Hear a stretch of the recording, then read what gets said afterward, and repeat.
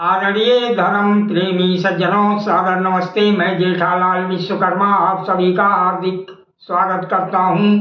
रामायण अयोध्या कांड सर्ग 26।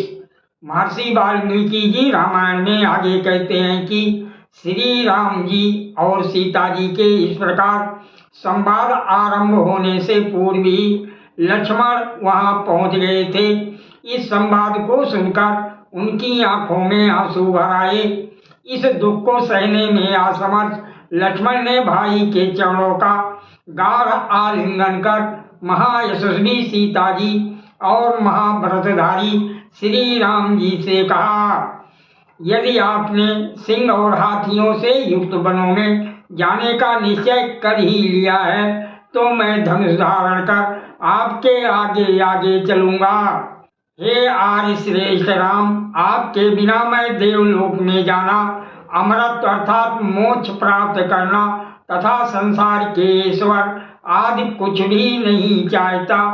वनवास के लिए दृढ़ निश्चयी लक्ष्मण जी के इस प्रकार कहने पर श्री राम जी ने उन्हें अनेक प्रकार से समझाया और वन जाने से रोका तो लक्ष्मण जी बोले, हे भाई, आपने मुझे तो पहले ही वन जाने की स्वीकृति दे दी थी, फिर आप मुझे क्यों रोक रहे हैं।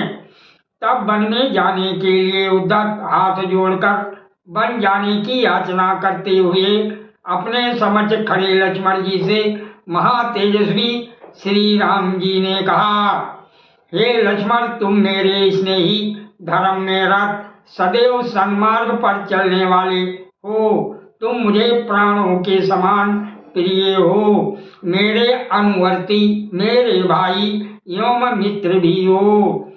अतः तुम्हारे मेरे साथ चलने से मुझे सब प्रकार लाभ ही होगा, परंतु यदि तुम मेरे साथ वन को चल दिए तो यहाँ यशस्विनी माता कौशल्या जी और सुमित्रा जी की सेवा शुश्रूषा कौन करेगा। अतः हे लक्ष्मण, तुम यहाँ रहकर स्वयं अथवा महाराज जी का अनुग्रह प्राप्त कर अथवा जैसे भी हो आर्या कौशल्या जी आदि का भरण पोषण करो। मेरे इस उचित आदेश का पालन तुम्हें करना ही चाहिए। हे धर्मज्ञ, ऐसा करने से मेरे प्रति तुम्हारी परम भक्ति प्रदर्शित होगी और साथ ही माताओं की सेवा से तुम्हें बड़ी भारी कीर्ति भी प्राप्त होगी। श्री राम जी के ऐसा कहने पर बोलने वालों में चतुर श्री लक्ष्मण जी ने वाक्य विशारद श्री राम जी से कहा, हे आर्य श्रेष्ठ वीर, आपके प्रताप से भरत जी कौशल्या और सुमित्रा की सेवा शुश्रूषा करेंगे, इसमें तनिक भी संदेह नहीं है।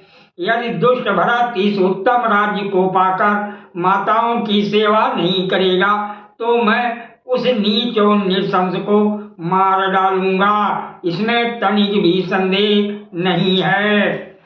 जिसके नौकर चाकर सहस्त्रों ग्रामों के स्वामी हैं, वो आर्या कौशल्या जी मेरे जैसे सहस्त्रों व्यक्तियों का भरण पोषण कर सकती है, अतः उसके लिए चिंता करना व्यर्थ है। अतः आप मुझे अपना अनुचर बनाइए, इसमें कोई अधर्म नहीं होगा। आपके ऐसा करने से मैं कृतार्थ हो जाऊंगा और आपका भी काम निकलेगा। काम क्या निकलेगा? मैं बाण सहित धनुष तथा खनिज अर्थात कुदाल और टोकरी लेकर आपको मार्ग दिखाता हुआ आपके आगे आगे चलूंगा। मैं आपके लिए प्रतिदिन कंद मूल फल तथा तपस्वियों के भोजन करने योग्य अन्य श्रेष्ठ वस्तुएं भी ला दिया करूंगा। श्री राम लक्ष्मण के इन वचनों को सुन अति प्रसन्न हो उससे बोले, हे लक्ष्मण, जाओ अपनी माता और सुसज्जनों से वन गमन की आज्ञा ले लो। वस्तुतः रामायण में स्पष्ट रूप से श्री राम जी ने लक्ष्मण को वन ले चलने की कोई स्वीकृति नहीं दी थी। लक्ष्मण जी ने श्री राम के मुख से निसृत निम्न श्लोक से ये आशय निकाला है, हे सीते, भरत और शत्रुघ्न मुझे प्राणों से भी प्रिय हैं, तुम उनकी देखभाल के लिए अयोध्या में ही रहो। लक्ष्मण, राम और सीता के संवाद को सुन रहे थे।